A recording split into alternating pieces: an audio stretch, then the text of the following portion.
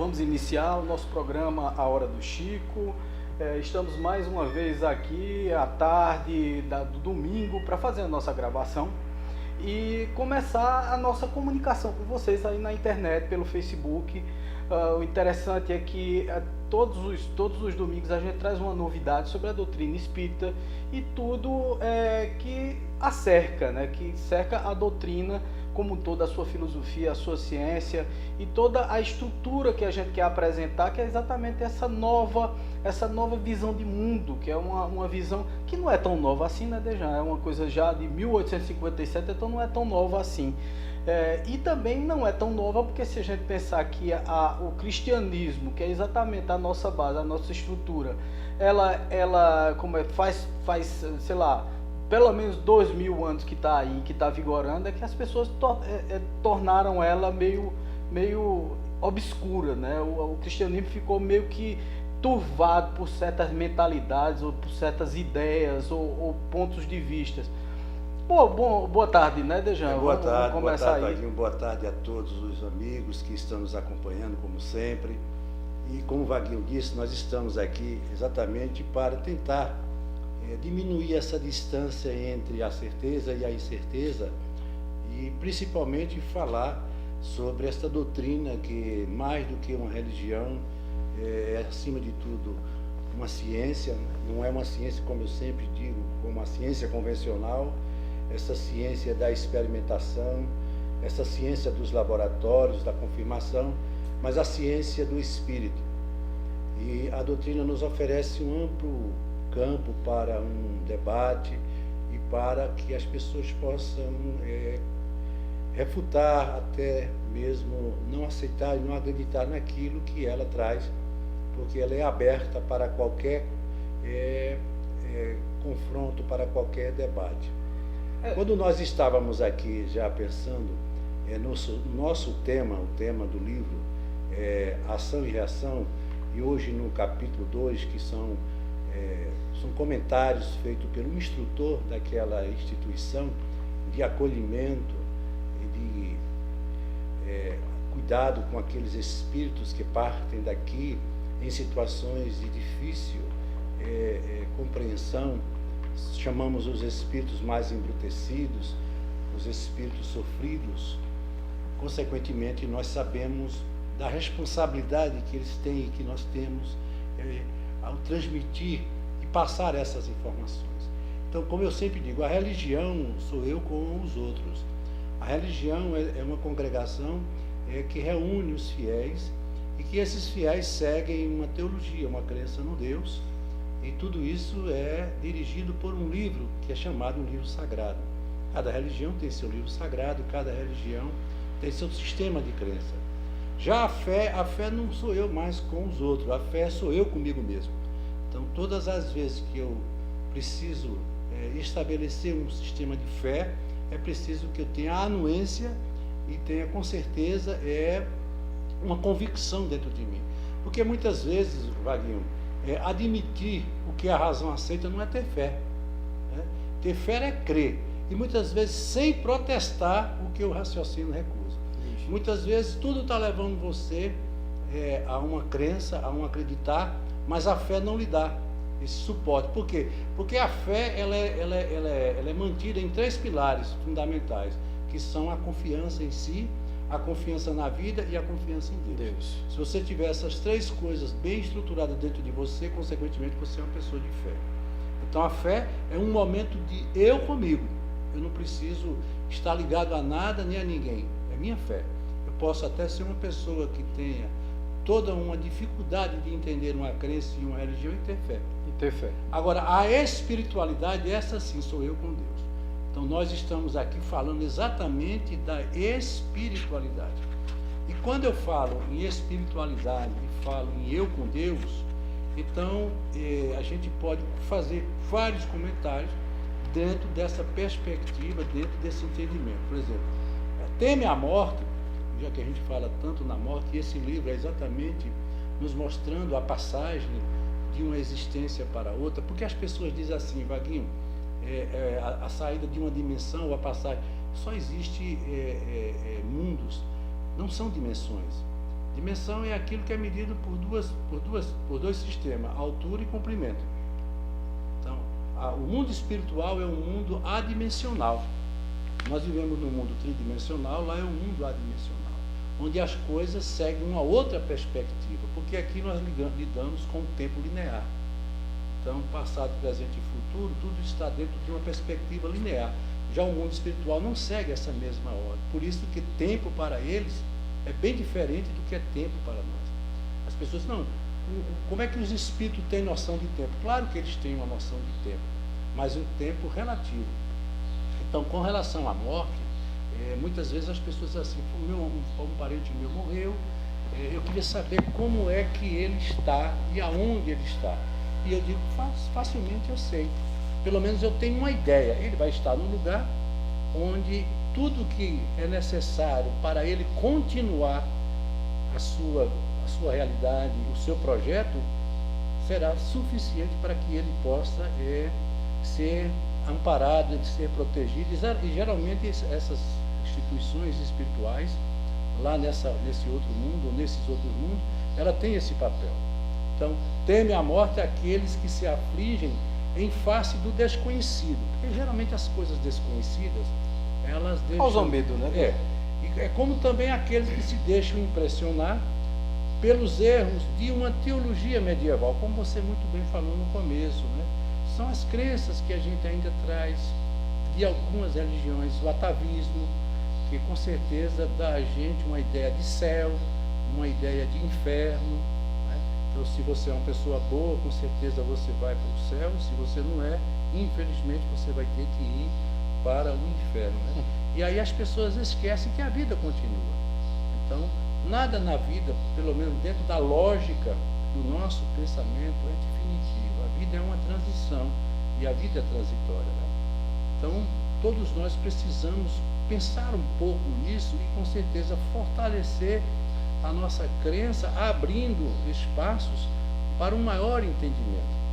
Então, vamos debater, vamos discutir e vamos estar cada vez mais conscientes daquilo que nós estamos dizendo. E são dois fatores fundamentais para que isso seja mais verdadeiro dentro de nós. Um é estudar e o outro é observar.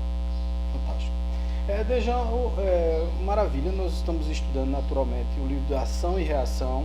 Estamos no segundo capítulo já. Na sexta-feira passada nós começamos já os comentários do instrutor sobre o mundo espiritual e sobre a equipe, né?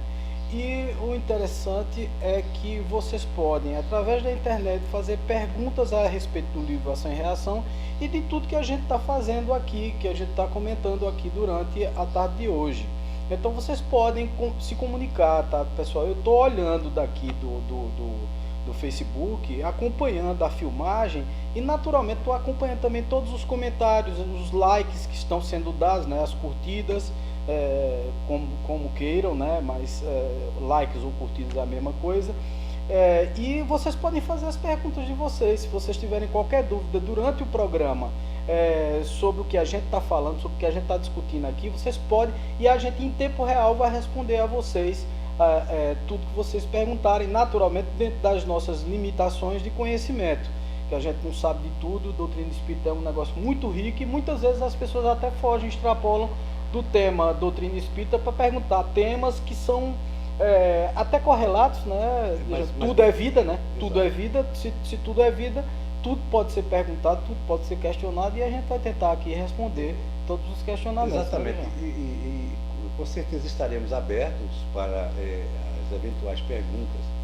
E dando sentido e continuação ao nosso estudo, eu coloquei aqui, como foi mostrado na sexta-feira, 3 textos que são bem correlatos e estão inseridos dentro do que nós vamos mostrar nesse capítulo. Então ele diz aqui: ninguém pode carregar os fardos de suas dores. Isso é maravilhoso, eu achei isso maravilhoso. Então, eduque-se e cresça com os seus sofrimentos. Wagner, isso tem muito a ver com uma coisa chamada autonomia. Nós estamos hoje vivendo uma crise muito grande, principalmente com relação aos nossos jovens, porque eles não estão tendo autonomia. Eles não estão lutando para buscar as suas conquistas, eles não estão querendo se frustrar, eles não estão querendo fugir muitas vezes da disciplina, da ordem. Consequentemente, vão se criar pessoas resistentes, não vão passar pelas experiências naturais, como ele diz assim, crescer com o seu sofrimento. Não é crescer sofrendo, não. É crescer com as adversidades. E tudo que nós entendemos como adverso a nós, causa um desconforto, e esse desconforto, se ele não for bem entendido, ele leva-nos ao sofrimento. Eu costumo sempre dizer, a dor não é outra coisa senão um dispositivo que Deus, com a graça que Ele sempre tem para conosco, nos dá para avisar que algo dentro de nós está fora dos limites estabelecidos por suas leis. Que as leis de Deus são leis inderrogáveis, são leis imutáveis, né? Mas elas têm o benefício da lei que nos favorece e nos faz crescer.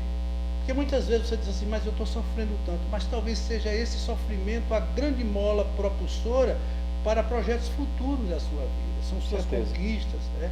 Então jamais alguém entenderá como você deseja os problemas complexos de sua existência. Veja que ele fala aqui de complexo, e é verdade, uma vida é uma coisa muito complexa. Ora estamos para cima, ora estamos para baixo, em alguns momentos alterando o nosso humor, o nosso comportamento. Basta que um fato novo aconteça que tira a gente totalmente daquele momento, né? Aí ele diz aqui, muito importante também, exercite o silêncio. O silêncio, como eu disse, é um termo que tem dupla face, ele é interface. Por exemplo, o silêncio para uma pessoa que quer meditar, que quer aquietar a sua mente, se harmonizar, é uma beleza. Mas você imagina o silêncio para um depressivo. Nossa Senhora. Ele é crucial.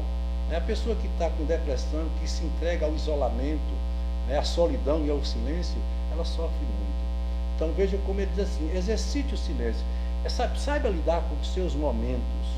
Entendeu? Isso, aí vem mais uma vez, Vaguinho, a parte da autonomia. Agora, por que eu estou falando isso? Porque quando a gente partir daqui para o mundo espiritual, todos esses valores serão de importância muito grande para os nossos projetos futuros. Aí ele diz aqui, ninguém seguirá ao seu lado indefinidamente. Isso tem tudo a ver com as relações e principalmente com a tão temível morte. Ninguém vai viver sempre. Todos nós vamos ter um dia que nos afastar um do outro. Pelo menos dentro dessa experiência é o que nós entendemos. Mas que essa separação nunca será definitiva, porque o amor que une uma relação, ele não morre. Seria muito triste a gente construir uma coisa tão forte como o amor e vê-lo morrer. Seria Deus morrer junto com ele, né? Então, portanto, acostume-se com a solidão, como nós falamos. Até porque ninguém acreditará que suas aflições são maiores do que a dele. Se eu vou contar muitas vezes minha história, a história triste é a minha, né? Você nunca... Então, geralmente acontece isso. E é verdade, todos nós temos uma história muito pessoal. Aí ele conclui aqui, só liberte-se de tudo isso com o trabalho no bem, ou seja, fazer o bem. Porque eu digo sempre, olha, Wagner, o amor não é um sentimento, o amor é uma ação. O sentimento é o que vem depois da ação, já é uma reação. Ou seja, tudo que você faz sem que haja um objetivo pré-determinado, por exemplo, você passa na rua e você acolhe uma pessoa caída, você não pergunta primeiro o nome dela, quem é ela, você faz aquilo, isso é uma ação de amor. Agora, o que você vai sentir depois de feito isso, aí passa a ser um sentimento de amor, mas o amor verdadeiro, ele é uma ação. Então é preciso que você tenha uma confiança plena em você, tenha uma confiança na vida e principalmente uma confiança em Deus. Aquilo que nós falamos no início que foi sobre a fé, né? Com certeza. Entendeu? Eu acho muito interessante, Dejan, que a maioria das pessoas tem uma preocupação muito grande. Você falou que geralmente o sofrimento do outro a gente sempre quer acha sempre que é menor do que o nosso, né? A gente sempre acha que o nosso sofrimento é enormemente maior do que o que o outro sente. E geralmente a gente tenta suplantar, parece que uma guerra, uma disputa de sofrimento. Não, mas quem sofre mais sou eu, mas quem sofre mais sou eu. E as pessoas têm uma mania. Hoje mesmo, pela manhã, eu gravei um vídeo falando sobre reclamar. A gente reclama demais da vida. Eu mesmo sou um dos que tem o tempo todo de tomar conta dessa coisa de reclamar, porque eu reclamo muito. né? Eu acho interessante que um palestrante aí, eu estava até comentei até no vídeo, um palestrante falou que toda reclamação que ele tem, ele coloca num caderno. E ele disse que agora abandonou o caderno, porque ele disse que não tem caderno suficientemente grosso, e ele está agora botando num tablet. E sempre tomando conta dessas reclamações, porque a gente reclama demais, agradece pouco a vida, né, a tudo que a vida nos proporciona, nos dá, e isso é de uma ingratidão terrível, porque muitas vezes você tem uma vida muito boa se comparada à vida de outras pessoas, ao que as outras pessoas passam em relação ao sofrimento. Então a gente tem duas coisas aí, né? A gente acha sempre que sofre mais do que o outro, e a gente sempre reclama demais, sem agradecer absolutamente nada. O que é que você acha? Inclusive, esse pequeno texto que eu trago aqui do Dr. Jorge André nos ajuda muito com certeza, a fortalecer mais ainda esse seu pensamento sobre essa reclamação que faz parte da vida de todos nós. Então ele diz assim: se nossas tarefas são harmônicas, é claro que o lastro positivo impulsiona o processo positivo, ou seja, se você está movido de pensamentos bons, tudo que é de bom tem uma forte tendência a ocorrer em função disso, porque nós somos um campo que gera uma onda de possibilidade. Essa onda ela vai se expandir de acordo com a capacidade que nós demos a ela, e ela vai buscar, né, como sendo uma força de interação, aquilo que nós desejamos. Eu digo sempre, Wagner, tudo que você deseja está pronto, esperando por você. Agora é preciso que você viabilize uma condição para chegar até isso. Porque é muito fácil a gente desejar, a gente sonhar. Agora a gente também precisa mover, aí onde vem aquela parte da autonomia, mover uma força interior, né, um empenho, uma vontade, acima de tudo, uma fé, para que você possa ir aonde você deseja e com certeza conseguir o que você tanto espera. Tá esperando. Aí entra aquela minha velha prerrogativa: Deus não espera nada de nós, nem quer nada de nós, porque Ele já sabe o resultado de tudo isso. Aí eu vou fazer isso por Deus. Não faça, porque Deus tem tudo. Não adianta, Deus já é tudo. Se você disser que vai dar alguma coisa a Deus, tirou Ele da condição de Deus. Se Ele é dono de tudo. Como é que você vai dar alguma coisa a Ele? Pois é, o que é que Ele quer de nós? Ele não quer de nós nada. O que Deus espera, também nada. Porque Ele já sabe de tudo. O Criador, ninguém mais do que o Criador, sabe da sua criatura. Então, Deus não vive ao acaso, Deus é uma causa. A causa dele tem começo, meio e fim, traçado unicamente por Ele. Agora, o que Deus faz é manifestar o seu amor incondicional dentro de cada um de nós. E cabe a cada um de nós encontrar e se nutrir desse amor. Fantástico. Então nós precisamos buscar isso. Então ele diz assim: caso contrário, haverá atrasos e retardamentos de nossa caminhada para o infinito. Assim, a evolução vai respondendo com os fatores negativos ou positivos que cada ser desenvolve em face do seu livre-arbítrio. Veja o que ele está dizendo. Todos nós temos que entender que a vida trata ou nos coloca na condição de escolher o que nós queremos. Se você se envolve com coisas positivas, sua escolha será, com certeza, uma vibração no sentido positivo. Né? Ainda tem o terceiro texto, esse é fantástico, porque é uma advertência. E é do mesmo autor deste livro, Ação e Reação. Sim. Nosso repórter do mundo espiritual, André Luiz, que nos traz pelas primorosas e sagradas mãos, podemos assim dizer, do nosso querido Chico Xavier. E lá no nosso lar ele diz assim: ó irmãos da terra, ele fazendo uma advertência a nós: quanto de vós poderias evitar o caminho da amargura com o preparo dos campos interiores do coração? Aquilo que a gente falou no início, a autonomia, né? Preparar-se. Como é que eu posso ir ao plantio se eu não preparar a terra? A semente ela não vai encontrar na terra os nutrientes necessários para que ela se desenvolva. Para tanto, é necessário que a gente tenha sempre essa prerrogativa do preparo, preparar. E mais adiante ele diz: acendei vossas luzes antes de enfrentar a grande escuridão. Então, o que é que ele está dizendo? Todos nós temos que Quem de nós procura se precaver disso? Né? A gente primeiro entra na escuridão para depois, tateando, buscar a luz. Temos esse péssimo... Quer dizer, a gente não se previne, Não previne. Então, ele disse, pega a lanterna antes, para prevenir, de forma prevenida.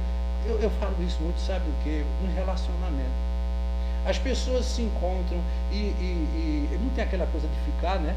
Sim. E ali eles começam a se entender e de repente eles estão dentro de um sistema de convivência e muitos fatos ainda precisam ser vistos. Porque é muito fácil a gente conviver a superficialidade. O sofrimento muitas vezes se dá na profundidade. É quando eu vou ver que eu estou lidando com uma pessoa que, como eu, é um ser humano que possui virtudes, mas também possui defeitos. E a gente precisa trabalhar isto. E esse aqui é o principal motivo da convivência. Agora, sempre dizendo que você jamais poderá deixar e abrir mão do que é seu em prol do outro. Da sua individualidade. Rompendo com a sua individualidade, entendeu? A convivência é um compartilhamento. Quer dizer, ninguém vive a vida de ninguém, né? Ninguém pode colocar a própria felicidade nas mãos de uma outra pessoa. E olha, Wagner, não vale a pena você ver uma pessoa abrir mão do que é dela por você, porque ela vai fazer isso até o dia que ela achar interessante. Quando ela não achar, ela não faz mais. É como eu digo sempre, eu vou morar na tua casa e lá eu tenho que seguir rigorosamente as regras da tua casa. Eu não posso, porque a casa é sua. E essa casa vai ser minha? Não. Eu estarei nela até quando você achar interessante a minha presença. No dia que você não quiser, você me manda embora. E eu vou para onde? Se eu passei a vida toda morando na casa dos outros. Aí aonde vem exatamente aquilo que a gente começou, a gente falou no início, sabe? Entendeu? É você cuidar de si mesmo, você construir dentro de você. Isso foi e tem sido o principal material de trabalho do próprio Jesus. Reconhece, procura entender que o reino, esse reino que eu vim implantar aqui, ele não é onde vocês pensam que é. Porque esses reinos que estão sendo construídos aí, eles vão cair. Porque as coisas que não têm consistência e que não estão sendo construídas dentro de cada um de nós, elas não têm nenhuma importância. E a gente dá uma importância tão grande, né, Lavi? Por isso que a humanidade tem sofrido tanto. É o materialismo desenfreado. Entendeu? Então eles suai agora para não chorares depois. E o pior, né, Dejan, que o materialismo de hoje não é igual ao materialismo do século XIX, onde surgiam todas aquelas ideias com a desesperança das religiões, né? É um materialismo sem base e sem estrutura, é o materialismo pelo materialismo, é aquela história de você acreditar mais no teu carro, na tua casa, na tua fazenda, na tua casa de praia, do que em você mesmo, do que você internalizar e se aprofundar na tua mente, no que você precisa para ser feliz, e por aí vai. É porque é que eu digo, quando eu não tenho nada em casa, eu vou buscar fora de casa. Entendeu?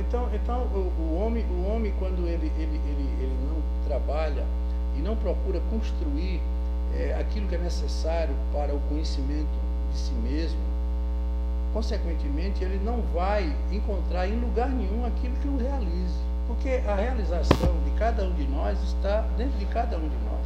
Por isso que ele diz, a fé sou eu comigo mesmo.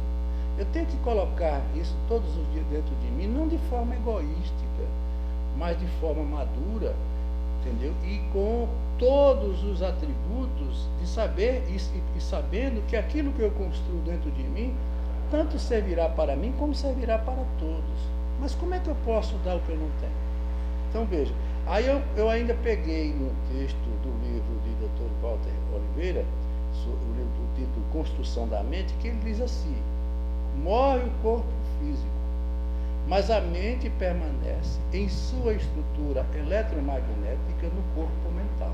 Quer dizer, esses espíritos que estão daqui partindo, eles estão levando com eles tudo que aqui eles aprenderam, tudo que aqui eles construíram. Até os seus hábitos, os seus costumes, estão sendo levados com ele. Porque eu digo muito isso, Wagner, é muito fácil morrer, difícil é desencarnar. Difícil é eu me afastar. Se separar das coisas materiais, né? Com as quais eu permaneci toda uma vida preso. Por isso que o sofrimento, ele é bilateral, ele tanto é de quem parte como de quem fica. Porque há uma ruptura de um laço que pensavam que esse laço nunca ia ser rompido. Mas ele pode ser afrouxado. A gente pode afrouxar o laço. Como seria isso? É exatamente o que acontece com a morte. Né? Ele foi para um outro mundo, mas a gente permanece ligado um ao outro, entendeu? Aí ele diz aqui, jamais é destruída e jamais perde as qualidades adquiridas, mas se modifica constantemente no sentido progressivo, pois traz em si mesma, quer dizer, essa mente, o germe das qualidades superiores. São os nossos valores, os quais nós devemos sempre saber que serão o nosso principal patrimônio. E, consequentemente, isso vai servir para que nós possamos reestruturar, né, a nossa nova proposta de vida, e ao voltarmos, trazermos tudo isso como material de trabalho, tanto para a nossa libertação, como para a nossa evolução. Porque, como eu sempre vejo, quando nós aqui chegamos, nós trazemos as nossas virtudes, mas também trazemos os nossos defeitos, as nossas faltas, e, consequentemente, isso precisa ser visto, isso precisa ser trabalhado. E muitos não entendem, acham-se vítimas, porque vem aquela condição de ser o escolhido, porque comigo, meus amigos, todos nós estamos diante de um projeto feito por um ser que não errou. Jamais, se qualquer coisa na sua vida for identificado como injusto, Deus errou. O mundo é feito e é montado por injustiças, porque ele é um mundo de provas, é um mundo de reparação, é um mundo de penalidades, um mundo de erros, mas está dentro desses conceitos e se entrega a esses valores daqueles que estão com isso comprometidos. Por isso que ele dizia e diz que venha o escândalo, mas ai daquele que seja o provocador deste escândalo. E a gente não está percebendo isso. Então as pessoas, não, porque o mundo está melhor, o mundo está muito melhor. Nós já superamos os círculos dos horrores, nós já superamos a Inquisição. Ah, mas se fala do homem-bomba, minha gente, a Idade Média era o que mais tinha. Mas tinha de forma natural. Não se chegava a matar matavam-se milhares. Hoje em dia é um escândalo, né, Dejan? As pessoas se escandalizam com o homem-bomba, se escandalizam com a violência, com a morte, quando ela é divulgada na televisão. Anteriormente, até o século XIX, 18 para 19, às vezes eram muito frouxas ainda existia escravidão, ainda existia, a exploração do homem pelo homem, de uma forma aviltante até. Quer dizer, são tantas coisas que melhoraram no mundo, né? As descobertas das vacinas, a evolução da comunicação. Aliás, a gente vê tanta desgraça porque a comunicação evoluiu. Porque as desgraças sempre existiram, sempre estiveram aí no mundo. Você concorda comigo em relação a isso? Não tenha dúvida. O problema que eu sempre vejo é o comodismo, é a paralisia mental que a humanidade hoje está vivendo. Né? A facilidade que tem, por um lado, possibilita uma grande dificuldade para o outro. Para você ter ideia, eu vi isso de um cientista, ele disse: todo o conhecimento do homem, tudo que o homem conhece, não faz ele acrescer em 1/1000 segundo a vida de uma mosca. E o que ele desconhece seria capaz de construir um universo. Veja como nós somos ainda pequenos, né? Dentro dessa grande obra. Agora, o que acontece? É que nós nos acomodamos diante das coisas que são tão importantes e, consequentemente, nós avançamos consideravelmente em uma área. A área da ciência hoje ela tem nos dado surpresas a cada instante. A tecnologia ela avança de tal forma que a gente não sabe mais como possuir um aparelho atualizado, porque a cada dia está se atualizando. Mas o homem não é capaz de perdoar. Ele é incapaz de fazer uma caridade desprovida de qualquer outro sentimento. Ele não perdoa, entendeu? Ele é intolerante, ele é inconsequente. ele é agressivo. Quer dizer, esses fatores que são os principais fatores para alavancar o progresso da humanidade ainda estão reprimidos e enclausurados no coração dos homens que resistem e não querem mudar. Por quê? Porque é como dizia e disse Allan Kardec, é a chaga da humanidade, né? Tanto é o orgulho como o egoísmo. E tem uma coisa muito engraçada, é que Allan Kardec, ele era um grande, além de um professor, ele era um cientista, um observador, e ele sempre tinha as suas colocações. E quando ele estava codificando o livro dos Espíritos, ele chegou a perguntar ao Espírito de Luz, né, o que era a missão. Ele disse: a missão é o que você está se propondo a fazer. E ele disse: e eu terei ajuda na minha missão? Ele disse: claro que você terá ajuda. Aí ele disse: se eu falhar? Ele disse: a gente arranja outro. As pessoas, eles são muito, a obra tem que continuar, gente. Quer dizer, a carruagem tem que andar, né? Olha, eu quando era professor, eu via muito isso. Quando eu morrer, eu quero ver o que vai ser desse. Menino, voltam, as pessoas chegam até os melhores. O mundo se renova a cada instante. O projeto de Deus não está na minha consciência nem na tua. Deus não trabalhou para dirigir a minha mente, a minha consciência, nem a sua.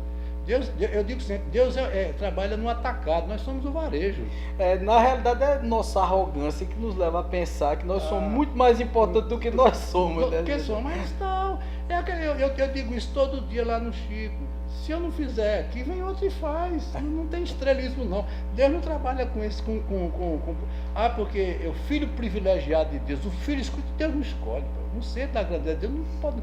Seria até uma maldade dizer que Deus escolhe. Deus está em tudo, Deus é um Deus que se manifesta em tudo. Você subestima Deus quando você diz que ele escolhe. O filho escolhido de Deus, hoje Deus olhou para mim. Meu Deus, quer dizer que Deus nunca olhou para você, está olhando hoje. Se você se acha o filho escolhido, um dia desse você não era escolhido, então você era um preterido, um esquecido. Não, gente, a coisa é muito mais simples, mas a gente complica porque vem as crenças, vem os dogmas, aí isso com certeza faz a gente pensar e não querer abrir uma possibilidade, uma ventilação, né, nesse campo do pensamento. Aí voltando, Vaguinho, a gente está nesse nosso livro Ação e Reação, esse capítulo 2, que eu até disse, é um capítulo que traz para nós importantes advertências, informações, mas muita motivação, né? E aí eles lá sentados, né, o André Luiz, né, com o Hilário e Drúzio, eles todos conversando. Porque o Drúzio é o instrutor principal, né? É o principal, é o que coordena, inclusive um espírito que já passou por dificuldades. Muitas dificuldades, aliás, passando, né, Dejan, muitas vezes a gente pensa que as pessoas, que os espíritos que estão lá instruindo,